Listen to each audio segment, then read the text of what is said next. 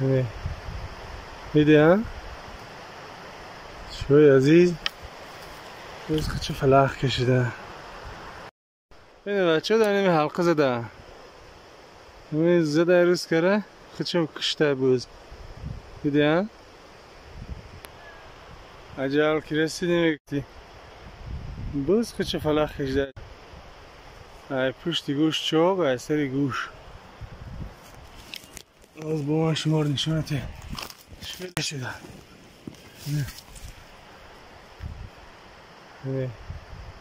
میده ها شوی عزیز روز چه فلاح کشیده. سلام تماشاگران عزیز، امروز گوسفندا رفتیم یه نوار کنیم مولا گم کردنش ممکنه. در این روز گرگو پسنیتره کنده просто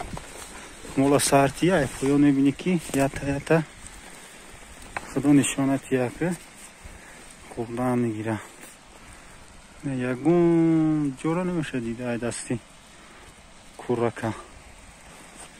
فقط مولا توپک گردونده سی باز یه نیم ساعت پیش در اینجا برف بوری سفید چیز باید افتاب رو اومد برف اوشید من رستیگه دستان نخورد سیونکه کردن نتونستم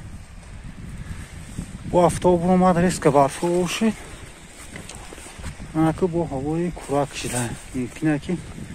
با برف برو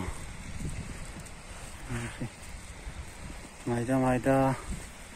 ساعت هم 11 شده ساعت تو ساعت های 2-3 رو بونی میکنیمش طرفی خونه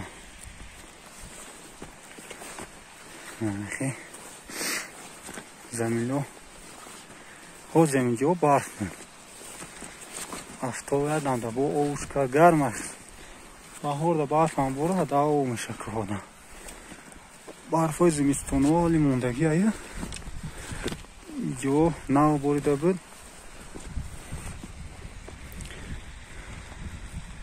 با اوشید رفت نمیخی مولورا گردونده بونی میکنی. روزهای افتابی دا سر میدودیم مولا تنک میچرید همین روز خیلی همه روزو کریم نمیسته یا جی فقط هم تنک شدیسه یکون جورا نمیبینی روستیه نه فقط 10 متر تا 10 متر میشه دیده